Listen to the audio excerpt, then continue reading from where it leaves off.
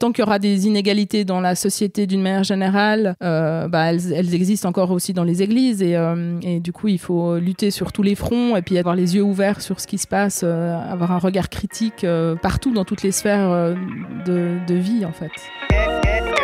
Protestante, pour moi protestante c'est vraiment un beau mot.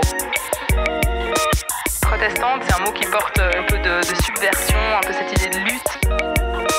Protestante, réduire les discriminations, réduire les inégalités sociales, économiques, mais aussi de genre, c'est la seule manière de construire la paix dans ce monde. Protestante, debout.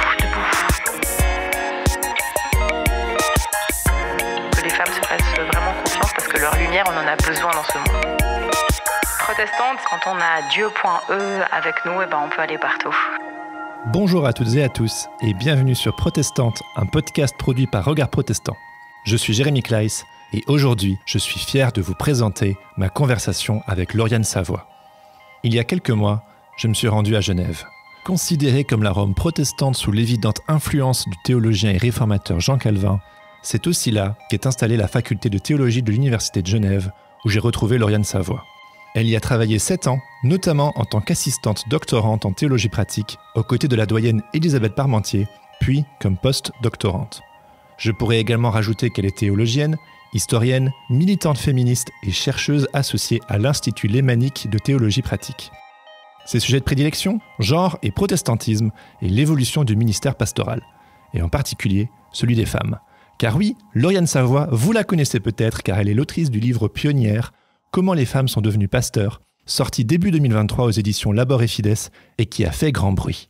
Fruit de plus de 6 ans de recherche, ce livre met en lumière les processus favorisant dès le début du XXe siècle et ce jusque dans les années 70, l'émergence des vocations pastorales féminines dans les églises protestantes genevoises et vaudoises. Un sujet passionnant qui met en lumière le combat des nombreuses femmes qui se sont succédées pour exister, faire valoir leurs droits et devenir pasteurs. Ensemble, nous avons discuté d'œcuménisme, de féminisme, de résistance et des pionnières. Sur ce, je vous laisse écouter ma conversation avec Lauriane Savoie. Bonne écoute. Est-ce que ça va? Est-ce que tu entends là? J'entends très bien. Ok. Super. Ok. Bonjour Lauriane. Bonjour. Merci de me recevoir dans ton bureau. Bienvenue sur Protestante. Merci. Je suis ravi de papoter avec toi aujourd'hui. Quand j'ai commencé à imaginer ce projet et que j'ai commencé à en parler autour de moi, tout le monde m'a dit « Il faut que tu ailles rencontrer Lauriane Savoie ». Et nous y voilà. Donc, je suis très, très content. Donc, tu es professeur de théologie pratique à l'Université de Genève. On est dans ton bureau. Alors, je ne suis pas professeur de théologie pratique à l'Université de Genève. Attention. Okay. Non, parce qu'à l'université, il y a quand même des fonctions assez précises. Et puis, professeur, c'est un peu le Graal. Et puis, c'est la consécration après des années et des années de carrière. Mais oui, j'enseigne. Là, ma fonction en ce moment, c'est chargé de cours. Donc voilà, c'est pas professeur, mais c'est chargé de cours. Chargé de cours, ça veut dire que c'est plus limité dans le temps. Okay. Et puis c'est en général une fonction qu'on exerce après avoir fait une thèse de doctorat dans la phase où on est un peu dans la période de postdoctorale. Okay. Et puis et après plusieurs années et puis de la mobilité, là on peut éventuellement peut-être accéder à un statut de professeur. D'accord, ça commence bien. Tu vois, je me plante dès la première minute. Mais il y a pas de souci. C'est un monde l'université. Oui, exactement. C'est un monde que je connais pas très bien. J'ai vu théologie pratique. Je me suis dit, elle enseigne, donc elle est professeure. Ouais. Mais bon, ok, très bien. Et donc, tu as sorti aussi le livre Pionnière, Comment les femmes sont devenues pasteurs, il y a quelques mois. On aura aussi l'occasion d'en parler. Mais avant de plonger dans tout ça, est-ce que tu accepterais de me parler un petit peu plus de ton arrière-plan personnel et aussi comment est-ce que la foi chrétienne est entrée dans ta vie? Alors, j'ai grandi dans une famille avec 2 parents, un papa catholique et une maman protestante, réformée. Et donc, j'ai grandi avec un arrière-plan vraiment chrétien, dans le sens où, depuis toute petite, j'ai accompagné ma mère au culte tous les dimanches, enfant. Après, j'ai pas continué à aller au culte tous les dimanches jusqu'à aujourd'hui, mais petite, c'était vraiment un rituel. Je me posais pas trop de questions. J'étais contente d'aller au culte avec ma maman le dimanche. Et j'allais aussi de temps en temps à la messe avec mon papa ou ma grand-mère paternelle. Ouais. Donc l'œcuménisme était là dès le début. Oui, ouais, parce que mes parents ont fait un mariage œcuménique au début des années 80, à une époque où c'était encore pas très courant et pas forcément très facile selon les milieux. C'est vrai, c'était vu comment ? En Suisse, c'était quand même assez tendu entre protestants et catholiques, jusque dans les années 70, donc 70, 80. On est entre belgo-suisse, tu peux envoyer des 70 et des 90 ouais, c'est compréhensible, moi, voilà. 70. Donc oui, il y avait quand même pas mal de tensions. Par exemple, mon père, il racontait que quand il était petit, pour lui, il passait de temps en temps devant un temple protestant et il pensait qu'il n'y mettrait jamais les pieds. Donc il y avait un peu des tabous comme ça, des interdictions. C'était un peu deux mondes quand même assez différents. L'autre était regardé un peu en chien de faïence. Ouais, c'est ça, exactement. Donc il y a aussi des gens qui parlent de bagarres dans la cour de récréation. Donc là, on parle pas de moi quand j'étais petite, mais justement mes parents. Donc oui, il y avait des périodes ou des endroits où c'était assez tendu entre catholiques et protestants, comme un peu des clans rivaux ou des mondes interdits l'un à l'autre. Puis voilà. Mais bon, ça a évidemment énormément changé parce qu'il y a eu énormément de mariages mixtes. Je pense surtout depuis justement les années 70-80, et puis aussi un mouvement œcuménique qui a été quand même assez fort en Suisse romande. Avec beaucoup d'initiatives, de projets œcuméniques portés notamment par des prêtres et des pasteurs, mais aussi des laïcs qui ont créé des très très beaux projets ensemble. Il y a par exemple dans le canton de Neuchâtel le camp biblique œcuménique de Vaumarcus, qui était à l'origine un camp biblique protestant, mais qui s'est ouvert à l'œcuménisme au début des années 70 et qui était à la base un camp de formation vraiment biblique et puis qui est devenu un lieu communautaire et un laboratoire de l'œcuménisme très important. Et voilà, c'est un camp auquel je participe depuis quelques années et c'est vraiment un bel endroit et un beau camp qui attire des personnes d'ailleurs vraiment au-delà des frontières de la Suisse romande. Et petite, tu participais à des camps comme ça ? Non, pas du tout. Alors là, mes parents, ils m'emmenaient pas dans ce genre de camp. Donc moi, c'était vraiment le culte protestant la plupart du temps avec ma maman, de temps en temps la messe.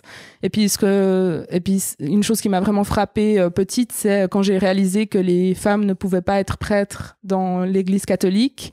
Quand j'ai remarqué que le prêtre était toujours un homme, alors que le pasteur de ma paroisse où j'allais quand j'étais petite, c'était une femme en fait. Donc pour moi, c'était la normalité, une femme pasteur, c'est la première figure que j'ai vue en étant petite. Et donc quand j'ai vu ce contraste-là, ça m'a vraiment beaucoup interpellée, voire révoltée. J'ai trouvé ça très injuste. J'avais une sensibilité aux inégalités depuis vraiment petite, dans le sens où c'était des choses, ça me paraissait tellement injuste. Et puis après, en développant ma passion pour l'histoire, qui était mes études, j'ai fait des études de lettres, d'histoire et de français avant de venir à la théologie. Et puis dans mes études d'histoire, je me suis intéressée au protestantisme et puis une de mes questions, c'était vraiment de comprendre depuis quand les femmes pouvaient être pasteurs, parce que j'ai découvert que les femmes n'avaient pas toujours pu être pasteurs dans les églises protestantes réformées. Et puis en étudiant la réforme, j'ai appris que c'était plus récent, mais en même temps, il y avait peu de gens autour de moi qui avaient des réponses à me donner. Personne ne savait trop depuis quand les femmes pouvaient être pasteurs. Je me suis rendu compte que c'était un peu un angle mort, que c'était une question qui avait pas encore intéressé des gens et qui n'avaient pas encore tellement des savoirs, en tout cas qui étaient diffusés sur ces questions. Et puis voilà, c'est là où j'ai voulu commencer à travailler cette question. Donc ça remonte à mon enfance. J'en parle déjà parce que ça remonte un petit peu déjà à mon enfance, cette question. Mais il y avait d'autres choses parce que je sais que cette histoire, tu la racontes souvent. Est-ce qu'il y a d'autres éléments où tu t'es dit bon sang de bonsoir, c'est quand même pas juste, ou que te disait ton papa par exemple quand tu évoquais l'idée, pourquoi est-ce qu'il n'y a pas de femmes prêtres qu'est-ce qui se disait à la maison? Bon, mon papa, il est resté catholique, mais il dit encore aujourd'hui qu'il se sent en fait plus à l'aise chez les protestants réformés. Donc lui, c'est pas lui qui allait défendre la position catholique sur les inégalités entre hommes et femmes, parce que lui, en fait, finalement, il va beaucoup plus au culte qu'à la messe, même s'il a jamais voulu devenir protestant. Et puis il dit qu'il est catholique et c'est aussi assez sain, je trouve, d'avoir des parents qui sont dans une tradition, qui restent, tout en étant en fait très ouverts les deux finalement à l'œcuménisme, par la démarche de leur mariage, par le fait qu'ils ont aucun problème à aller au culte ou à la messe. Donc et puis que même leurs parents étaient très bienveillants, je pense, vis-à-vis du mariage œcuménique de leurs enfants. Il n'y a pas eu de problème, quoi. C'était pas une question tendue. Et puis il y avait une ouverture dans ma famille. Oui, c'est ça. C'est une chance. Ouais, c'est une grande chance, tout à fait. J'ai vécu vraiment dans un milieu ouvert. Et puis donc c'est ce milieu familial finalement assez équilibré, avec beaucoup d'amour. Et puis et puis une foi et une pratique chrétienne régulière. C'est le milieu dans lequel j'ai grandi. Et puis et du coup, voilà, la foi, c'est un héritage que j'ai reçu quelque part de mes parents et que dont j'ai continué à bénéficier sans vraie interruption. Enfin voilà, j'ai grandi avec la foi. Ce qui est un peu particulier dans mon parcours et qui est peut-être pas très fréquent, c'est que quand j'étais bébé, mes parents m'ont présenté. Donc c'est un rite qui existe dans les églises protestantes réformées. Moi aussi, ouais.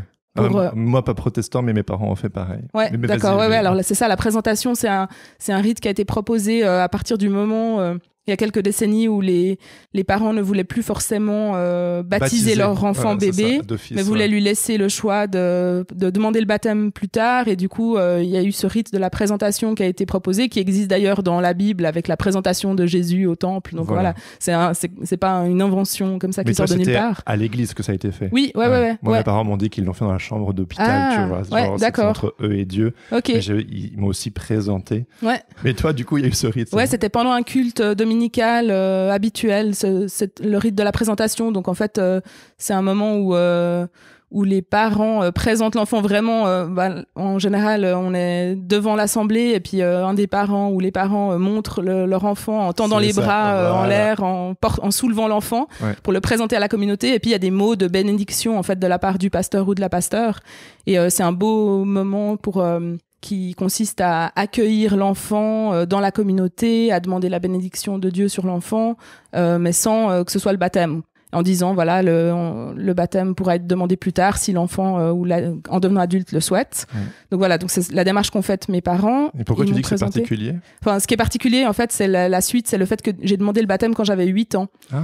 Donc ça, c'est un âge qui est pas très commun pour demander le baptême. Enfin, en général, les personnes qui sont présentées demandent le baptême souvent à la fin du parcours catéchétique, donc à l'adolescence.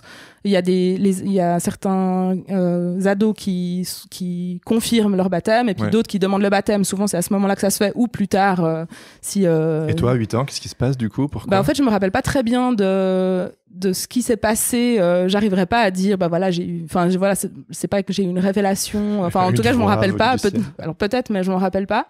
Mais donc je me rappelle pas vraiment de ce qui s'est passé, mais je me rappelle que j'ai voulu demander le baptême. Donc je faisais un parcours de caté avec le pasteur. Là, c'était plus une pasteur, mais le pasteur de la nouvelle paroisse dans laquelle on était.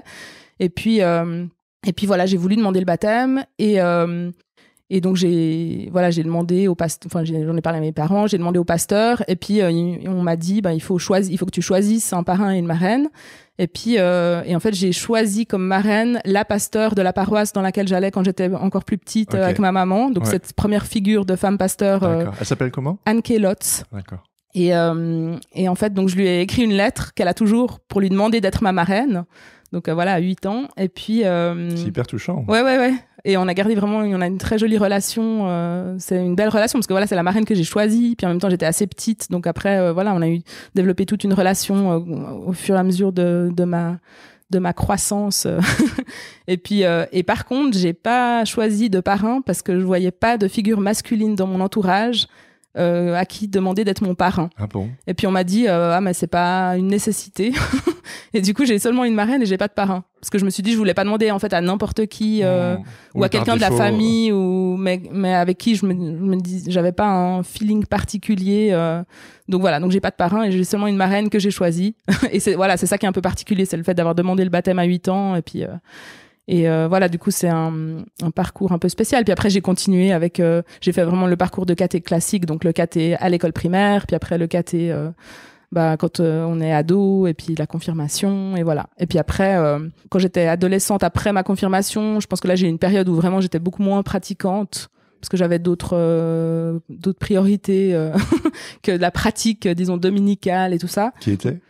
Les autres priorités, voyager, aller écouter des concerts tous les week-ends qui finissaient tard et qui empêchaient d'aller au culte avec mes amis, voilà.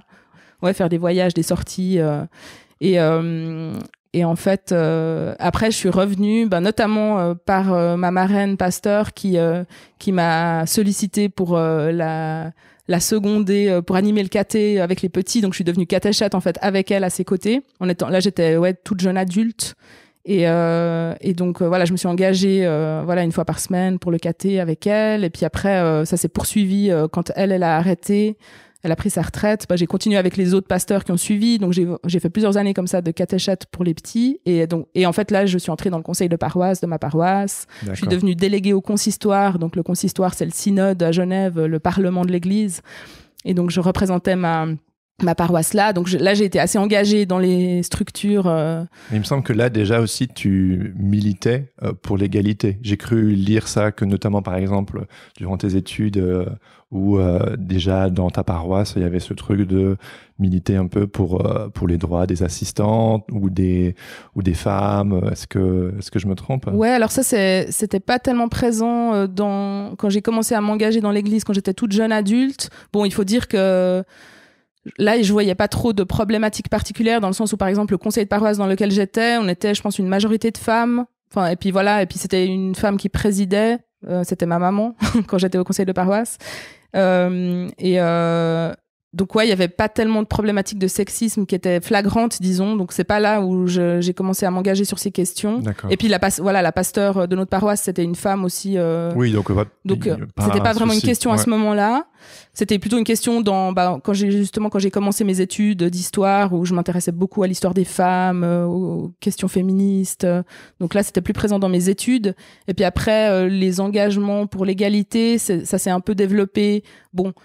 Quand j'ai commencé à travailler à la faculté de théologie dans le cadre de ma thèse de doctorat, donc après mes études d'histoire et de français, là je suis entrée dans la commission égalité de la faculté. Pour moi, c'est important, disons, l'engagement collectif. Ça me tient beaucoup à cœur dans les endroits où je travaille d'essayer de faire du lien, que les personnes ne travaillent pas chacune dans leur coin, malgré le fait d'avoir des recherches ou des emplois du temps très différents, mais qu'il y a des moments où on se retrouve. Et puis après, tout ce qui est plus syndical, quand il faut réfléchir aux enjeux, défendre les intérêts. Donc voilà, donc tout ça, je pense que c'est aussi très important. De s'organiser collectivement, d'essayer d'améliorer la situation. Donc oui, c'est un peu des enjeux de justice, d'égalité femmes-hommes aussi et puis plus généralement de justice. Et après, côté église, en fait, donc j'ai eu ces engagements comme catéchète et puis comme conseillère de paroisse, et ensuite j'ai eu mon premier enfant, et puis là, pour moi, c'était vraiment trop de concilier tout ça. Ouais.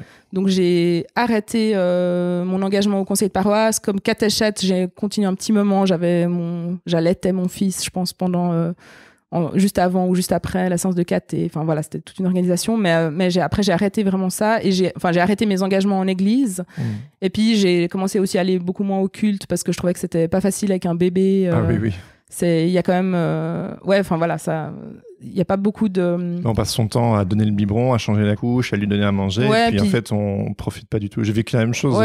Tu te dis, tu fais tout ce trajet pour aller à l'église ou à la paroisse, et en fait tu peux faire la même chose à la maison, quoi. Tu vois rien, et puis voilà, on peut pas vraiment se concentrer sur ce qui se passe. Puis après, quand les enfants deviennent en âge de bouger, souvent c'est assez difficile quand on a des tout petits, et puis en fait, malheureusement, il y a quand même beaucoup de paroisses qui sont pas encore très accueillantes vis-à-vis des familles avec des jeunes enfants, et puis où on se fait vraiment regarder de travers si on a un petit qui bouge un peu trop et puis qui fait du bruit, quoi. Alors qu'en fait, il faudrait vraiment réfléchir à l'accueil de ce public-là, parce que c'est vraiment dommage que des gens s'éloignent parce qu'ils se sentent pas accueillis avec des enfants qui sont l'avenir des églises. Donc voilà. C'est ce que tu as vécu, du coup. Tu t'es dit, Ouais, je me suis dit, je vais être moins présente parce que c'est pas très adéquat. Et puis, tout en disant, mais il faudrait un coin bébé, il faudrait qu'on mette un tapis à l'avant du temple, mais sans en faire beaucoup non plus pour que ça se concrétise, et puis sans que ça se concrétise vraiment. Puis après, ça dépend des lieux. Donc, moi, comme je vis à Genève, il y a aussi plusieurs paroisses, plusieurs lieux, et puis qui ont des couleurs différentes. Et puis il y a des endroits où on peut aller plus facilement sans que ce soit très loin, et puis où les bébés sont un peu, où c'est plus adapté à l'accueil des jeunes enfants, où il y a un peu des jouets, des tapis et tout ça. Donc on peut aussi choisir où on va selon comment ça se passe. Mais oui, donc voilà, j'ai eu quelques années quand mes enfants étaient tout petits. J'ai 2 enfants quand ils étaient tout petits, où j'étais un peu moins investie côté église. Et puis après, j'ai aussi un peu recommencé à m'investir Alors là, plus aussi sur des questions d'égalité dans l'Église surtout depuis 2019, au moment où il y a eu la grève des femmes, la grève féministe en Suisse. Il y a eu un grand mouvement. Tu nous racontes ? Ouais. Alors, en fait, en Suisse, on avance très lentement sur des questions de progrès sociaux et d'égalité. Donc, je ne sais pas si tes auditeurs et auditrices savent quand les femmes ont eu le droit de vote en Suisse, mais c'était extrêmement tard. Donc, au niveau fédéral, donc au niveau, ce qu'on dirait au niveau national en France, c'était en 1971, donc 71, que les femmes ont eu le droit de vote. Donc, c'est vraiment très tard par rapport... 1900 Ouais. Oui, 1971, 71. Et donc, voilà, c'était vraiment tard. Et en plus, il y a certains cantons, donc les cantons, c'est comme les départements en France, il y a certains cantons dans lesquels c'est venu encore plus tard. Donc, les femmes pouvaient voter au niveau fédéral, mais par contre, pour les votations cantonales, c'était encore plus tard. Et voilà, il y a certains cantons de Suisse alémanique dans lesquels c'est allé jusqu'en 1991.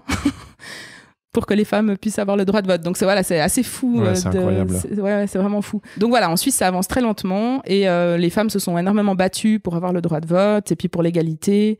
Et ouais, il y a beaucoup de femmes remarquables et de mouvements qui se sont créés, surtout à partir de la fin du 19e siècle, mais un peu comme en France. C'est un peu ce qu'on appelle la première vague féministe, dernier tiers du 19e siècle. Et puis après, voilà, il y a des femmes qui ont lutté pendant des décennies. Et en fait, en Suisse, il y a à un moment donné, il y a une loi sur l'égalité qui a été votée.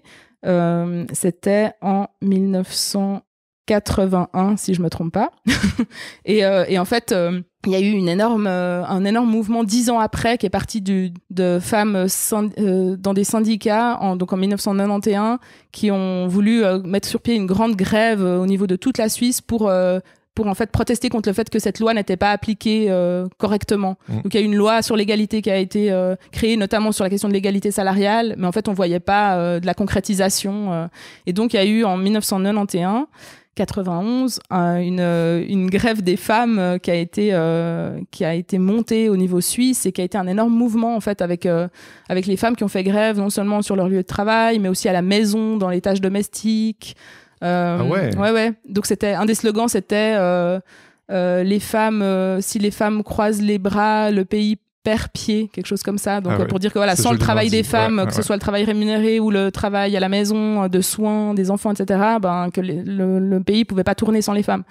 Donc c'était un beau mouvement duquel je me rappelle pas du tout parce que j'étais assez petite, donc en 1991. Et en fait, on a remis le couvert là en 2019. Qu'est-ce qui s'est passé à ce moment-là pour que tu t'impliques en 2019 ? Alors je me suis fait embarquer en étant de nouveau un peu plus active, sans avoir des mandats électifs, mais en étant un peu plus impliquée dans l'église protestante de Genève. Les enfants avaient grandi. Les enfants avaient grandi, exactement. Et puis là, je travaillais déjà à la faculté de théologie. Et puis voilà, j'ai été embarquée dans un mouvement de femmes qui était aussi un beau mouvement à Genève parce que c'était un mouvement œcuménique, donc avec des femmes catholiques. Alors on s'est retrouvés avec des femmes protestantes, des femmes catholiques à se rassembler avant la grève pour réfléchir à notre participation en tant que femmes chrétiennes, protestantes, catholiques, et puis réfléchir aux enjeux autour de l'égalité dans nos églises. Et puis et en fait on s'est retrouvés vraiment au temple de Plainpalais à Genève à faire des pancartes et puis après aller manifester. Et puis c'était une énorme manifestation. On n'a pas aussi beaucoup l'habitude en Suisse des énormes manifestations comme il y a plus souvent en France. Donc ça marque les esprits quand tout d'un coup il y a des dizaines de milliers de personnes dans les rues, ça arrive pas tous les jours. Et donc voilà, on a participé ensemble à ce moment. Il y a eu des moments de discussion pendant toute la journée, puis après la manifestation à la fin de la journée. Et en fait là j'ai participé vraiment à la réflexion sur les revendications qu'on allait porter au niveau de l'église. Et puis là voilà, on a encore remis le couvert cette année en 2023 parce que finalement c'est une grève qui a lieu tous les 14 juin jusqu'à ce que l'égalité advienne, donc malheureusement ça risque de se renouveler assez régulièrement, mais donc voilà, c'est la date du 14 juin qui est la date de cette grève.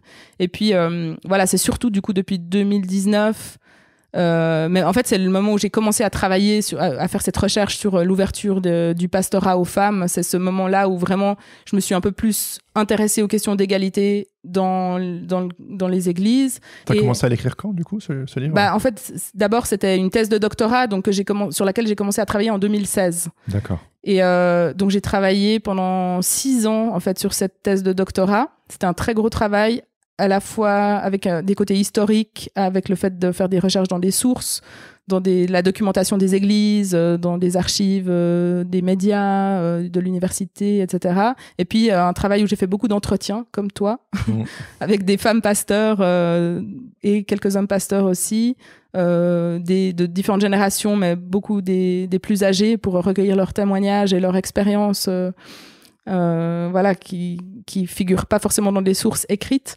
Et donc voilà, c'est en commençant à travailler sur ce sujet que je me suis un peu profilée comme travaillant sur des questions d'église, de théologie et d'égalité, de féminisme depuis 2016. Et puis c'est aussi pour ça que je me suis jointe au mouvement en 2019, c'est que en fait voilà, ça s'inscrivait vraiment dans mon parcours, dans ma démarche et puis dans mes intérêts de recherche en fait. Et puis voilà, depuis que je travaille sur ces questions, je suis aussi consultée par des journalistes sur des questions protestantisme, femmes, égalité, etc. Donc c'est devenu un peu mes champs d'expertise. Ouais. Et tu as travaillé dessus donc 6 ans sur cette thèse. Je me demandais comment est-ce que 6 ans, ça prend du temps, c'est long. Comment ça a influé dans ton évolution, dans tes réflexions entre le début où tu t'es dit tiens, je vais m'intéresser à ce sujet pour toutes les raisons que tu m'as énumérées, et puis vraiment de plonger dans le sujet? Quel effet ça a eu sur toi en 6 ans et ça t'a mis en mouvement comment? C'est une question qui est très difficile. On a le temps. Non, c'est vrai, c'est difficile parce que je pense que j'ai même pas encore vraiment assez de recul pour pouvoir vraiment y répondre. Enfin, j'ai pas une réponse comme ça. Tu as eu quelques petits moments clés, tu sais, où t'as eu des prises de conscience qui t'ont peut-être chamboulé, qui t'ont peut-être... où tu as pris une décision. Par exemple, tu viens de me dire la grève féministe, tu m'as dit que tu as commencé en 2016 et en 2019, comme une suite logique, tu t'impliques avec la grève féministe. Donc pour moi, je vois un lien de cause à effet. Oui, oui, c'est vrai qu'effectivement, c'est vrai qu'avant, j'étais peut-être moins, en tout cas, active sur les enjeux d'égalité et de féminisme avant de commencer cette recherche en 2016. Et c'est vrai que du coup... c'est vrai que ça a vraiment grandi, le fait que je m'intéresse à ces questions, que je puisse aussi dire que je suis féministe. Enfin, je pense que je le disais déjà avant, mais voilà, je me suis plus affirmée depuis que j'ai commencé à faire cette recherche, tout en étant dans une posture de chercheuse assez prudente aussi sur la manière dont, par exemple, j'allais voir les personnes avec qui j'enquêtais, enfin les personnes avec qui je faisais des entretiens, parce que sans du tout cacher mon parcours ou ma posture, je voulais être dans une position assez ouverte pour que, par exemple, je puisse aller voir des femmes qui, elles, se disent pas du tout féministes, parce qu'il y en a quand même un certain nombre. Tu penses que et sans qu'elles soient... Si tu avais été peut-être trop exposant de tes convictions, tu crois que ça aurait fermé les portes? Ouais, c'est ça. C'est que quand on va faire un entretien avec une personne... en ayant une démarche universitaire et d'historienne et de théologienne... Voilà, c'est pas non plus la même démarche qu'un podcast. Et du coup, voilà, je disais bien d'où je venais, quel était mon point de vue. Ça, c'est clair, mais sans dire, voilà, je suis une chercheuse féministe et puis je viens, en me mimant le. Ouais. Et puis je viens chercher votre parole de féministe aussi, parce que voilà, il y a des femmes qui se disent pas féministes. Ça veut dire quoi pour toi, féministe? Pour moi, féministe... alors, moi, Parce que je me rends bien compte que tout le monde n'a pas la même... Ouais, tout à fait. Alors, moi, je pense que... En tout cas, moi, je suis pas dans une posture où je dis le féminisme, c'est ça, et les personnes qui disent autre chose, c'est pas des vrais féministes. Donc, moi, je suis pour... un féminisme assez inclusif et qui prend en compte le fait qu'il peut y avoir des positions différentes et parce que ces dernières années, on a beaucoup tendance à voir les clivages qu'il peut y avoir entre différentes formes de féminisme. Et alors moi, j'ai vraiment ma vision du féminisme à moi qui est claire, mais voilà, je vais pas dénier à d'autres femmes le fait d'être féministe.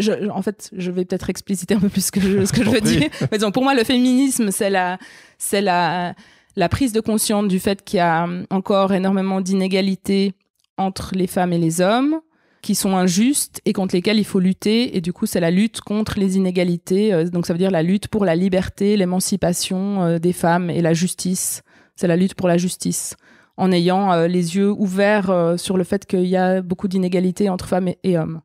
Donc voilà, ça serait ma définition un peu large du féminisme. Mais par exemple, j'ai été confrontée récemment à des femmes qui, par exemple, disent que des femmes musulmanes qui portent le voile ne peuvent pas se dire féministes, c'est pas des vraies féministes. Et alors ça, moi, j'ai beaucoup de peine avec ce discours. C'est vrai ?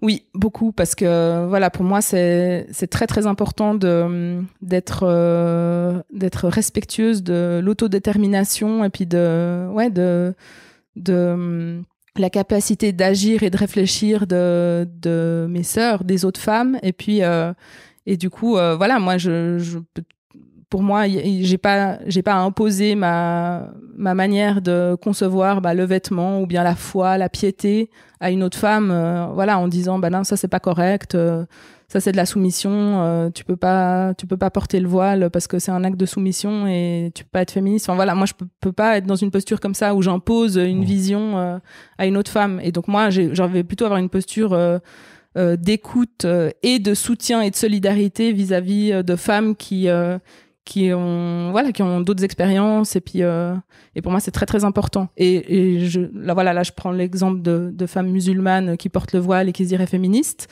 Mais voilà, c'est aussi le cas, par exemple, j'ai aussi beaucoup de respect et de solidarité envers, par exemple, les femmes catholiques qui luttent au sein de leur église pour davantage d'égalité. Et justement, j'ai eu la joie de commencer à en connaître plus, notamment par ces collaborations œcuméniques qu'on a eues avec la Grève féministe depuis 2019. Et aussi dans mes recherches en théologie où on collabore avec des facultés de théologie catholique et donc on rencontre des doctorantes catholiques. Et puis là aussi, pour moi...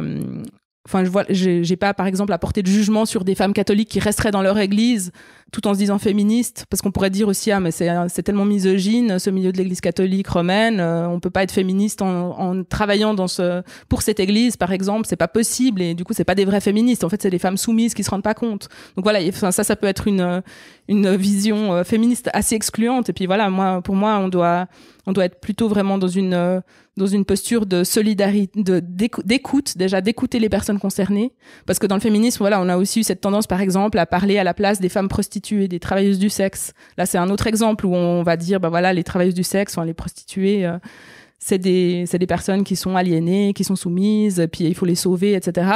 Et en fait, moi, je suis très intéressée par le mouvement qui a consisté à dire, non, il faut écouter ces femmes, et puis il faut prendre acte du fait que certaines de ces femmes font ce métier par choix, et voilà, et ils trouvent une place dans la société en trouvant une utilité dans ce métier-là, et sont peut-être contentes de faire ce métier-là, et sans vouloir ignorer le fait que il peut aussi y avoir de l'exploitation et beaucoup de violence pour beaucoup d'autres femmes.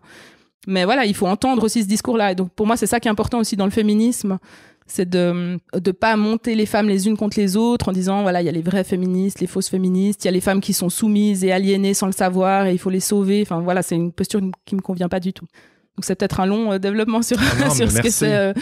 Pour moi, le féminisme, mais pour moi, c'est des enjeux qui sont importants. Donc c'est le fait d'être à l'écoute de l'expérience des autres et de leur vision du féminisme et du chemin du stade où elles en sont sur leur chemin, et puis voilà, d'être dans l'écoute, dans le dialogue, et puis pas dans les jugements à l'emporte-pièce, la condamnation ou le fait de dire il y a les féministes orthodoxes et puis il y a les hérétiques.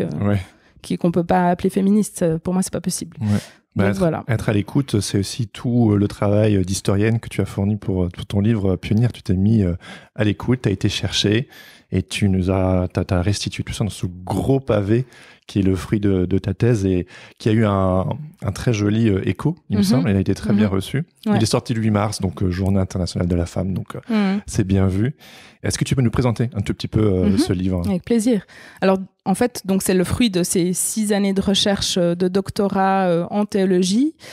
Mais j'ai fait tout un travail pour transformer la thèse en un livre qui soit intéressant pour un public assez large, au-delà des spécialistes de la théologie ou de l'histoire, et puis que voilà, ça puisse quelqu'un m'a dit qu'on pouvait le lire comme un roman, tu vois. Ouais. Donc, c'est plutôt encourageant. Voilà, J'ai essayé de faire un travail dans ce sens-là, aussi avec beaucoup de soutien de la part de Marion Muller-Collard, la directrice des éditions Labor et Fides depuis l'été passé, avec qui j'ai vraiment collaboré les premiers mois de son travail au sein de cette maison d'édition. Et c'était très, très fécond comme travail parce qu'elle m'a aidé vraiment à améliorer le texte dans le sens de justement davantage d'accessibilité et puis que ça puisse parler à un public un peu large et puis de mettre en valeur aussi les portraits de ces femmes que j'ai découvertes dans ces recherches, donc des pionnières, des premières femmes pasteurs qui ont commencé dans les années 1920-1930 et puis après voilà d'autres qui sont arrivées dans les années 1970. Donc voilà, j'ai beaucoup mis en valeur les pionnières, davantage que l'histoire institutionnelle des églises, les débats qu'il y a eu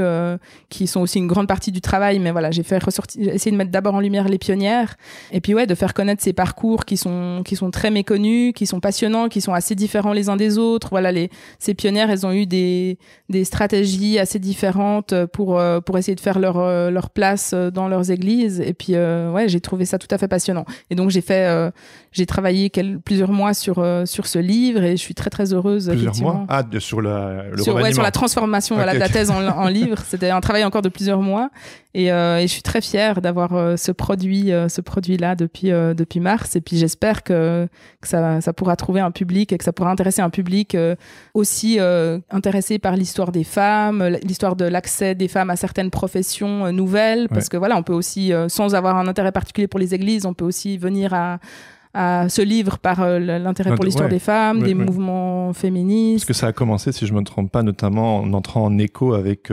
les enjeux sociétaux de l'époque, c'est-à-dire l'avènement du féminisme, le droit de vote des femmes. C'est à ce moment-là que quelque part les lignes ont commencé à bouger, donc oui. Au début des années 1900. Ouais, c'était vraiment, disons le combat pour davantage d'égalité dans les églises protestantes. Il s'inscrivait complètement dans le combat féministe aussi pour le suffrage, justement pour le droit de vote. Pour davantage d'égalité dans le monde professionnel. Donc voilà, c'était vraiment, il n'y avait pas ce clivage un peu entre le monde des églises et puis la société ou le monde politique qu'on connaît aujourd'hui, où les églises elles sont un peu reléguées à la marge vraiment et au privé, voilà.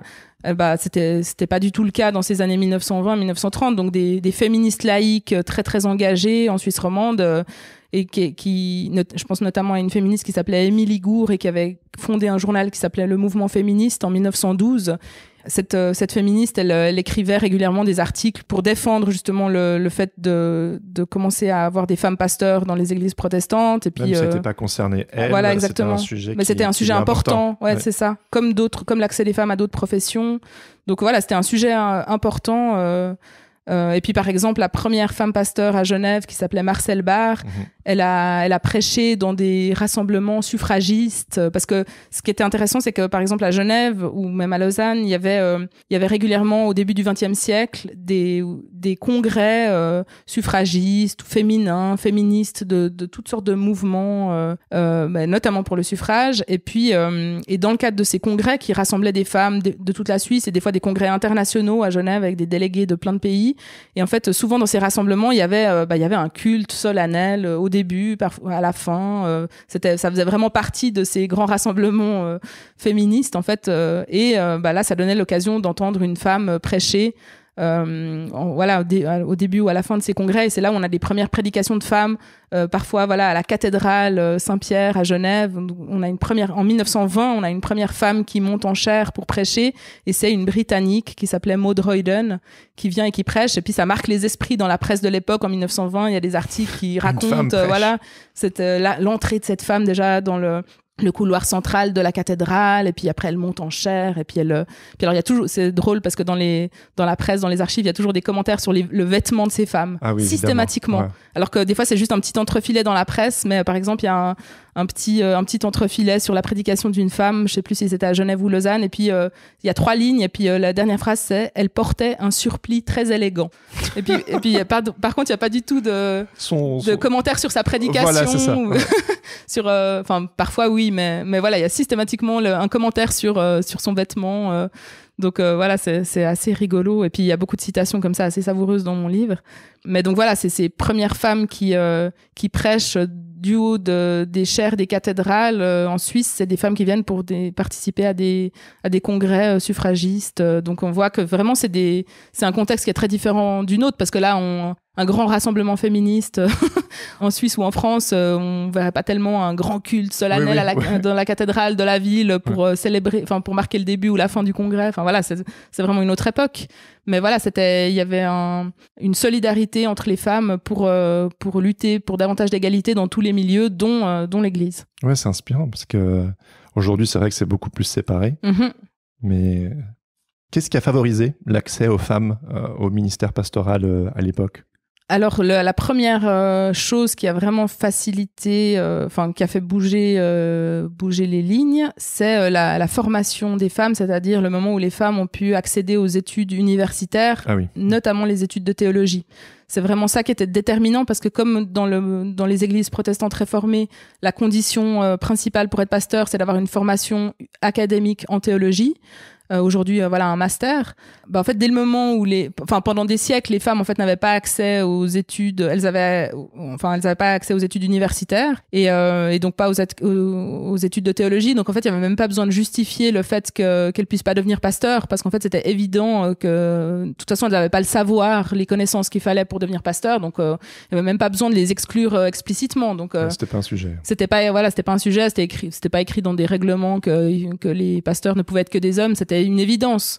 Mais en fait, dès le moment où les femmes ont eu accès à l'université, donc ça a commencé à la fin du 19e siècle, mais c'était surtout effectif à partir des années 1910-1920. Dès ce moment-là, il y a quelques femmes qui ont commencé à s'inscrire dans des facultés de théologie, et certaines ont dit qu'elles voulaient devenir pasteurs. Et en fait, c'est vraiment Pourquoi elles avaient envie ? En fait, souvent, c'était des filles de pasteurs. Ah oui. Donc, en fait, elles avaient l'exemple de leur père, et elles voulaient faire comme papa. Et ce qui est assez naturel. Enfin, voilà, on se projette tous souvent dans la faire nos parents. Voilà. Et donc, certaines, elles voulaient être pasteurs comme papa. Et par exemple, la première femme pasteur genevoise, Marcelle Barre, elle raconte que c'était son cas. Elle voulait devenir pasteur comme son père. Et elle, quand elle était petite, elle faisait semblant de prêcher devant les chaises vides de la salle à manger chez elle. Donc voilà, elle mimait un peu son père. Et puis on peut imaginer que voilà, les enfants de pasteurs accompagnent leur papa dans beaucoup d'activités, en allant en tout cas au culte. Et puis voient aussi à quoi ressemble ce métier au quotidien, quelles sont les activités du papa pasteur, les visites à des personnes, tous les actes pastoraux, l'accompagnement dans les baptêmes, la confirmation, les mariages, les funérailles. Disons que les enfants de pasteurs sont assez bien informés sur ce qu'est ce métier. Et puis certaines jeunes filles, petites filles ou jeunes filles ont voulu devenir pasteurs. Donc c'était surtout des filles de pasteurs. Mais elles ont pu le devenir, il me semble, mais elles bénéficiaient pas d'un salaire. Elles pouvaient faire le même boulot qu'un homme, mais elles n'étaient pas payées, c'est ça ? Ouais, alors disons, elles faisaient le même métier en étant moins payées. Certaines sans être payées, effectivement. En fait, ça dépend vraiment des situations. Dans le cas de Genève, le pastorat a été ouvert aux femmes en 1928 mais d'abord, en fait, on a mis en place un statut particulier qui était celui de pasteur auxiliaire. Et donc c'est des femmes qui pouvaient pas être élues seules dans une paroisse, et donc qui venaient forcément en appui d'une grande paroisse où il y avait déjà au moins un homme. Et ou alors dans les aumôneries, c'était le cas de la première pasteur genevoise, où elle a travaillé à mi-temps dans une grande paroisse avec des pasteurs hommes aussi, et puis à l'autre mi-temps à l'aumônerie de l'hôpital. Et donc elles avaient un vrai statut, elles avaient exactement les mêmes prérogatives que les hommes, elles n'étaient pas limitées, disons, par exemple dans la célébration des sacrements, la Sainte Seine, les baptêmes, elles prêchaient, elles faisaient tout pareil. Par contre, effectivement, comme elles étaient pasteurs auxiliaires, c'est sûr qu'elles étaient moins payées. Donc voilà, elles avaient moins ce rôle de leadership très marqué que peut avoir le pasteur de la paroisse quand il est tout seul dans une paroisse. Donc voilà, c'est un statut, le pastorat auxiliaire, qui a existé de 1928 jusqu'à 1968. À Genève. Et en fait, quelques femmes en ont bénéficié, mais elles n'étaient pas très nombreuses. C'était pas du tout une invasion, comme le craignaient certains des opposants à l'ouverture du pastorat aux femmes. Parlons-en, ça, c'est quoi un peu les oppositions et quelles sont les résistances auxquelles ces femmes, ces pionnières ont dû faire face ? En fait, il y avait d'une part des arguments théologiques, évidemment, c'est-à-dire des personnes qui disaient... Donc, qui reprenait un peu les arguments catholiques de dire le Christ est un homme, il a choisi 12 apôtres, Il y a des versets, des épîtres du Nouveau Testament qui disent que les femmes se taisent dans les assemblées, où la femme doit être soumise à son mari. Donc voilà, c'est tout ce... Les fameux versets. Les fameux versets, et puis voilà, la masculinité de Jésus, c'était un peu ces arguments qui étaient mis en avant. Des gens qui disaient « Ah, mais il n'y a jamais eu de femme prêtre dans la Bible ». Donc il y avait ces arguments théologiques, mais qui en fait ont été assez vite contrés, notamment par des professeurs de théologie. Par exemple, un prof de Nouveau Testament à Genève qui s'appelait Franz Lenart, qui lui a écrit un article dans les années 40 sur la place de la femme dans le Nouveau Testament, dans lequel donc c'était un professeur de Nouveau Testament, donc il avait l'autorité académique, théologique, et puis lui, il a montré que en fait on pouvait pas utiliser ces quelques versets pour s'opposer à l'accès des femmes au pastorat, que ça tenait pas. Et en fait là, on voit tout l'impact de l'approche historico-critique des textes bibliques, qui a évidemment une grande importance. Dans les milieux luthéro-réformés. Voilà, dans les milieux luthéro-réformés, où il y a eu tout ce travail pour lire en fait la Bible avec une rigueur intellectuelle.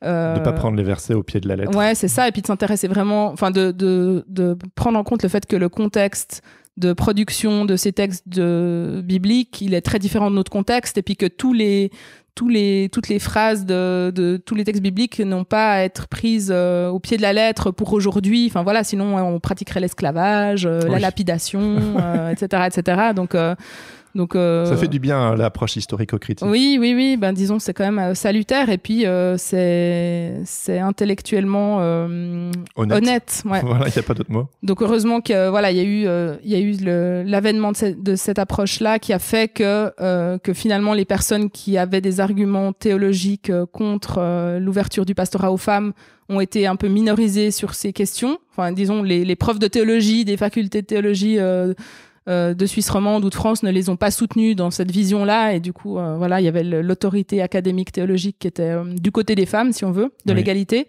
Mais en fait, finalement, les arguments les plus massus contre l'ouverture du pastorat aux femmes, c'était plutôt le bon sens ou l'évidence du fait que l'homme est fait pour diriger et la femme est faite pour servir, et puis pour s'occuper du ménage et du foyer, qui est finalement des enfants. Toujours au cœur des débats en Église aujourd'hui. C'est finalement... il y a toujours ça finalement. Ouais, alors c'est pas la même chose qu'à l'époque, mais non, c'est pas la même chose qu'à l'époque. Moi, il me semble qu'on a quand même fait beaucoup de chemin, en tout cas dans le milieu luthéro-réformé, où on a plus cette vision. Après, elle peut exister dans d'autres cercles en plus large, ouais, mais donc là, c'est vraiment les arguments. C'est présenté comme des évidences. Puis voilà, c'est la nature. C'est un peu l'homme est actif et la femme est passive. L'homme dirige, mène. Aussi dans la cité, etc. Alors que la femme, elle sert, elle est dans la discrétion du foyer, où elle a un rôle incroyable et magnifique. Enfin, souvent, il y a aussi une survalorisation du rôle de la femme au foyer. Donc voilà, en fait, c'est plus ces arguments-là qui étaient présentés comme des évidences. Et puis après il y avait d'autres arguments un peu qui sont un peu drôles de notre point de vue aujourd'hui, par exemple sur le fait que les femmes n'ont pas la voix qu'il faut pour prêcher dans un temple qui n'est pas sonorisé. Donc à l'époque où il y a pas encore les micros et tout ça, et du coup on a l'impression que les femmes ont des voix fluettes puis qu'elles n'arriveront pas à prêcher dans les temples. Donc du coup ça va dans le sens de cette évidence qu'elles sont pas faites pour être pasteurs. Et puis donc voilà, il y a des phrases absolument délicieuse aussi que je cite dans mon livre sur le fait que par exemple qu'une femme elle pourra pas dans un cimetière couvrir le bruit du vent qui souffle avec sa voix comme ça pour un enterrement, que ça va pas aller, ou bien couvrir les cris d'un nouveau-né au moment du baptême.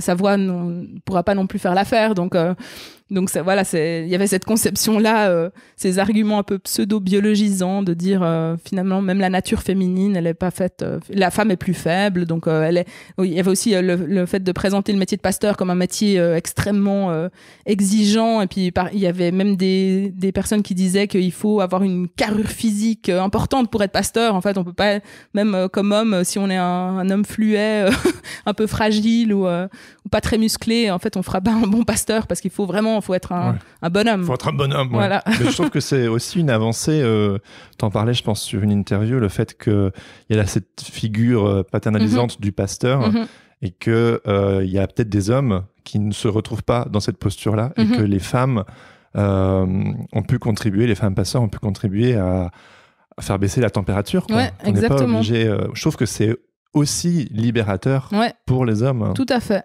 absolument. Et là, c'est vraiment ce qu'on observe dans le tournant des années 1960-1970, au moment où les institutions d'une manière générale, et notamment les églises, sont passablement mises en crise, par les mouvements autour de mai 68, cette remise en question de toute autorité, et puis justement du coup de l'église comme cette institution très paternaliste. Et puis, et là, ce qui est passionnant avec cette époque-là, c'est qu'il y a beaucoup de jeunes théologiens dans les facultés ou qui sortent des facultés, théologiennes aussi, mais elles sont pas encore très nombreuses, qui s'inscrivent pleinement dans ces mouvements de 68, qui vont manifester, qui sont, par exemple en Suisse, il y a beaucoup d'objecteurs de conscience qui refusent de faire l'armée. Parmi des prêtres et des pasteurs, ils vont en prison pour éviter de faire l'armée. C'est toute une effervescence comme ça, puis un courage militant et politique assez impressionnant.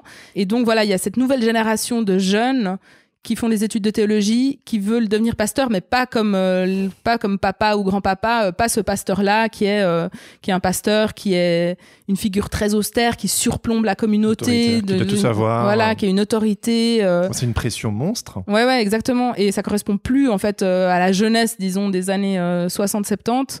Et en fait, ça coïncide avec le moment où les femmes arrivent plus nombreuses dans les études de théologie. Elles se projettent plus dans ce métier-là aussi. Et en fait, ça rebrasse complètement les cartes dans le sens où en fait, la figure pastorale change vraiment beaucoup à partir de cette période. Parce que justement, c'est tant les femmes que les hommes ne se reconnaissent plus dans ce moule traditionnel du pasteur.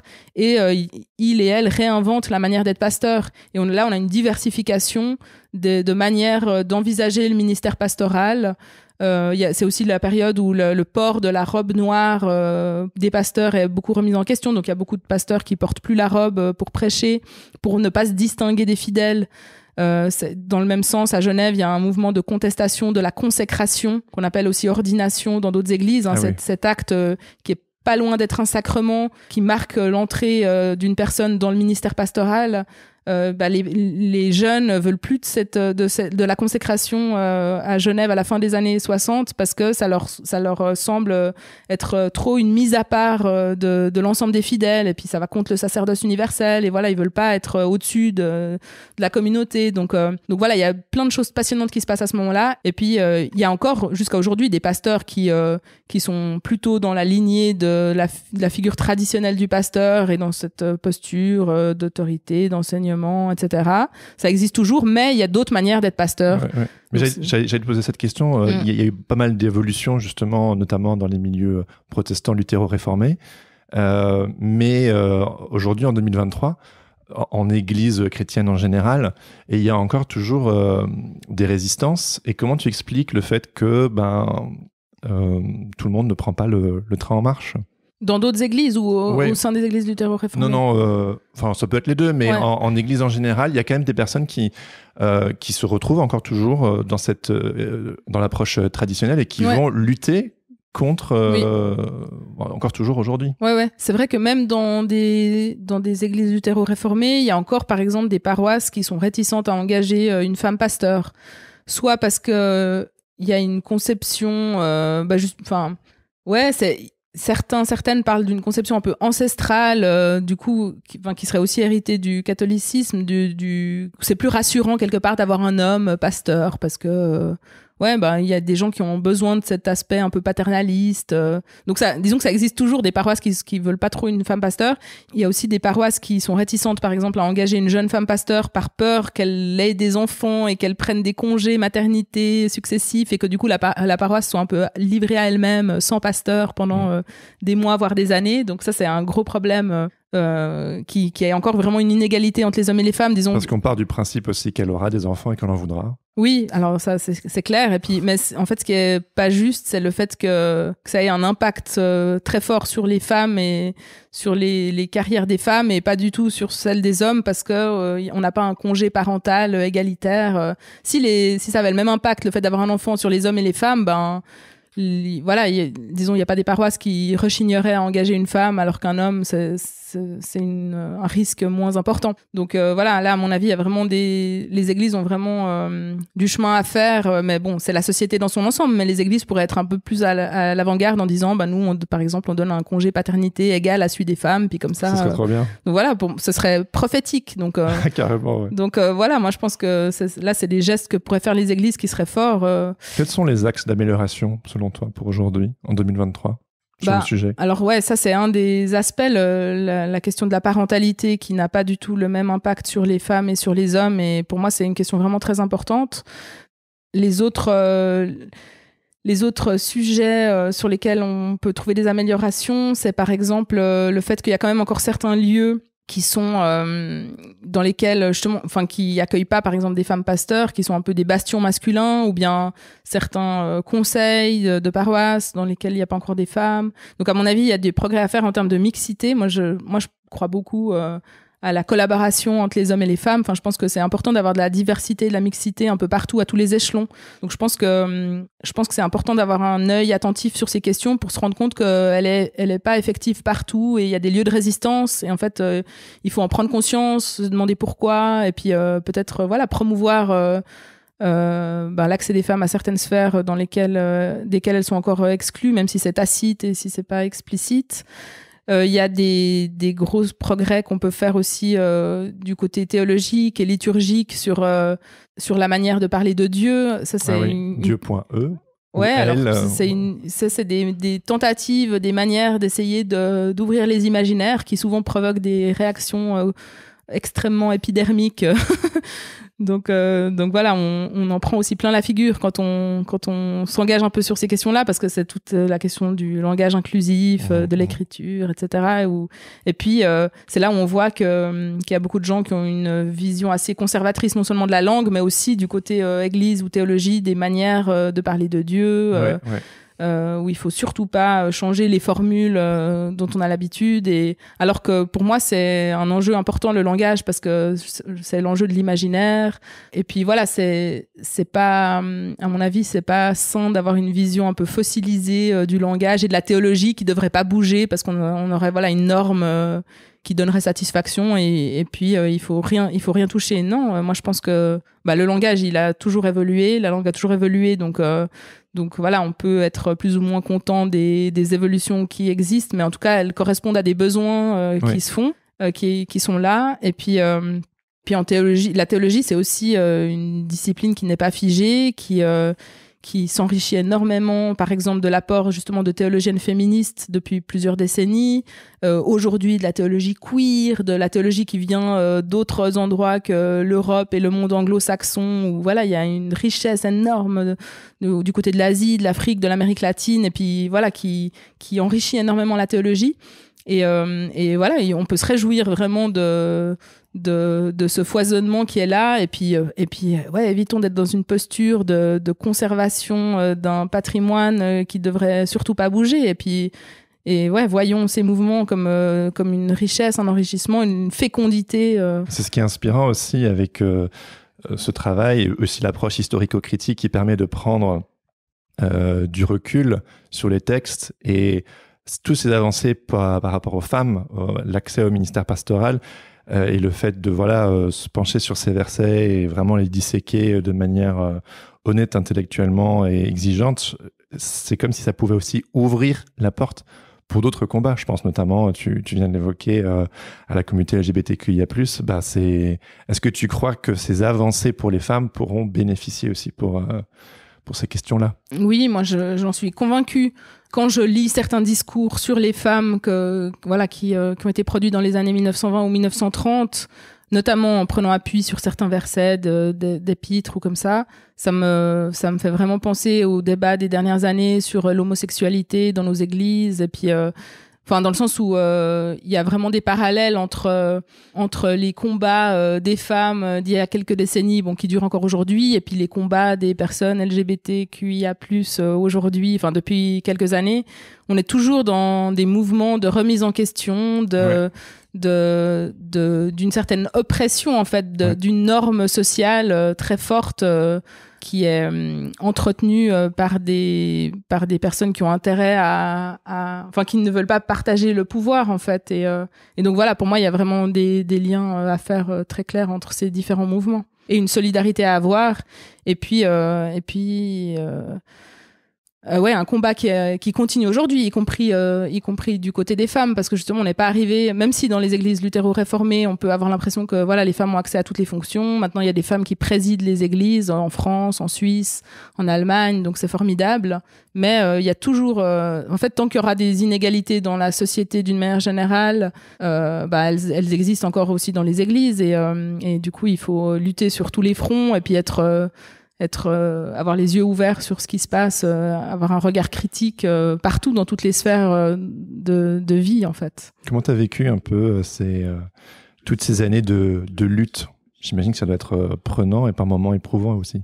Bon, moi je pense que je me considère pas comme la personne la plus engagée, donc j'ai l'humilité plutôt d'une personne qui était dans un travail de recherche au long cours, sans être sur le devant de la scène sur des questions de militantisme.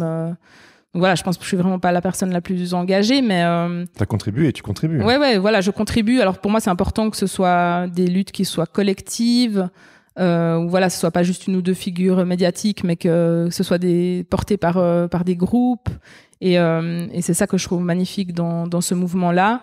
Donc voilà, il y a vraiment un beau phénomène de sororité, de prise de conscience et aussi d'apport moi j'ai 38 ans et puis je vois que vraiment chez les jeunes femmes féministes, il y a un élan incroyable et très beau aujourd'hui, et puis je suis très reconnaissante de voir tout ce mouvement qui a après moi aussi chez les plus jeunes. C'est magnifique. Donc voilà, d'un côté ça me procure beaucoup de joie, et puis dans les rencontres avec d'autres personnes, avec d'autres femmes, c'est une source de joie. Et d'un autre côté, il y a des tensions aujourd'hui, il y a un retour de bâton qui est fort. On en parlait sur la question du langage et de l'écriture, de la théologie, où il peut y avoir des résistances, un repli identitaire ou un conservatisme très fort qui arrive aussi en retour. Donc ça, des fois, c'est difficile d'être confronté à des réactions assez hostiles, en fait, à des gens qui pensent que le féminisme n'a plus lieu d'être, ou bien que les féministes ne luttent pas de la bonne manière. Il y a aussi beaucoup de tensions et d'incompréhension sur les questions de ce qu'on appelle la mixité choisie, hein. Donc c'est le fait d'exclure les hommes cisgenres de certaines réunions, ou en ce qui concerne par exemple la grève des femmes, grève féministe. Depuis 2019, il y a ce mot d'ordre de dire les hommes, s'il vous plaît, soyez plutôt en deuxième partie de cortège. Vous êtes les bienvenus dans la manifestation, mais ne venez pas tout devant, parce que c'est la grève des femmes, la grève féministe, et puis on aimerait être nous mis en avant dans cette journée devant, et puis interrogez-nous par des journalistes, etc. Et puis en fait, il y a des hommes qui comprennent pas du tout cette exclusion, enfin qui sentent vraiment comme ça, et qui comprennent pas la légitimité et l'importance pour les femmes de se retrouver parfois entre elles, voire exprimer ce qu'elles ressentent, les oppressions subies, et discuter aussi des revendications, etc. entre elles. Et parfois c'est très très mal compris. Donc voilà, il y a d'un côté la joie d'un féminisme joyeux, renouvelé, avec des nouvelles générations, qui crée des liens aussi au niveau de l'œcuménisme, voilà, entre notamment protestantes, catholiques. Et aussi cette année, dans la dernière grève féministe, on a eu une célébration interreligieuse très belle avec des femmes d'autres traditions religieuses, notamment musulmanes et juives, qui ont participé à cette célébration. C'était un moment très très fort. Ouais. Et mais donc voilà, là c'est très beau quand ça crée des ponts, quand il y a de la sororité, quand il y a des rencontres, et puis en même temps il y a la difficulté parfois d'un retour du conservatisme, de retour de bâton, d'incompréhension, et le fait que finalement c'est pas toujours facile de devoir toujours expliquer, justifier, éduquer pour ça peut être un peu usant, disons, quand ça devient très fréquent, et qu'on doit justifier tous les combats, toutes les réflexions, toutes les luttes. Donc voilà, c'est pas toujours facile, et voilà, c'est un combat qui se poursuit, malheureusement. Tu évoquais les hommes. Qu'est-ce que tu aimerais dire aux hommes qui écouteront éventuellement ton épisode ? J'aimerais les inviter à être vraiment à l'écoute des femmes sur leurs expériences, leur vécu, et puis d'être respectueux du fait qu'il y ait des conceptions différentes de ce que c'est que l'engagement. des stratégies militantes, voilà, d'être dans une posture d'écoute et d'humilité par rapport à des expériences qui sont pas les leurs aux hommes, mais qui sont celles des femmes. Ouais, je pense qu'il faut une bonne dose d'empathie et puis de respect, d'écoute et d'ouverture pour faire la place en fait aux femmes, cette place qu'elles ont pas encore en fait, qu'on n'a pas encore pleinement. C'est pour ça qu'il y a encore des luttes féministes aujourd'hui. C'est parce que les femmes n'ont toujours pas la place qui devrait être la leur dans la société, dans le monde professionnel, en politique. Et puis toutes ces luttes ont vraiment leur raison d'être. Et puis il faut y participer, les soutenir depuis là où on est à notre échelle. Et aux femmes, tu aimerais leur dire quoi, celles qui écoutent? J'aimerais... C'est difficile comme question. Qu'est-ce que j'aimerais dire aux femmes qui nous écoutent? J'aimerais leur dire qu'elles sont toutes précieuses et puis qu'elles ont toutes une place importante, peu importe où elles sont, à quel niveau de responsabilité, à quelle place dans la société ou quelle place dans l'église. Et puis, ouais, moi, je me sens en solidarité, en sororité avec toutes les femmes, et je suis avec toutes les expériences, et je pense que c'est beau d'avoir des liens comme ça qui nous unissent. Qu'évoque pour toi le mot protestante? Le mot protestante, c'est mes racines, le protestantisme. Donc voilà, moi je me dis protestante. J'aime bien aussi ce mot avec tout l'aspect un peu subversif qu'il peut avoir aujourd'hui, le fait de protester. Justement, ça va bien avec tout ce qui est lutte. Donc ça sonne bien avec aujourd'hui, même si des fois ça peut être provoquer un peu des rires, de dire mais les protestants ils sont toujours en train de protester, comme si c'était une posture un peu vaine, d'être toujours dans cette dans cette posture-là. Mais non, mais c'est un beau mot qui représente toute une histoire et puis qui signifie encore quelque chose aujourd'hui. Merci Lauriane. Merci à toi. C'était ma conversation avec Lauriane Savoie. Un grand merci Lauriane pour ton temps. Si cette discussion vous a interpellé, n'hésitez pas à approfondir le sujet en vous procurant le livre Pionnières, comment les femmes sont devenues pasteurs, paru aux éditions Labor et Fides. Ce podcast est produit par Regard Protestant, qui propose chaque jour un regard sur l'actualité vue par les médias protestants. Pour en savoir plus, visitez www.regardprotestant.com. Si cet épisode vous a plu, n'hésitez pas à le partager avec vos amis, à mettre 5 étoiles sur Apple Podcast ou à laisser un commentaire sur Spotify. Ça aide vraiment le podcast à se faire connaître de plus en plus. Vous pouvez également m'écrire pour me faire part de vos retours ou me faire des suggestions d'invités sur le compte Instagram @protestante_podcast. Vous retrouverez toutes les informations dans les notes de cet épisode. Je termine en remerciant Laurent Bazar pour l'habillage sonore de ce podcast. Sur ce, je vous donne rendez-vous dans 2 semaines pour un nouvel épisode. En attendant, bonne semaine à toutes et à tous. Ciao, ciao.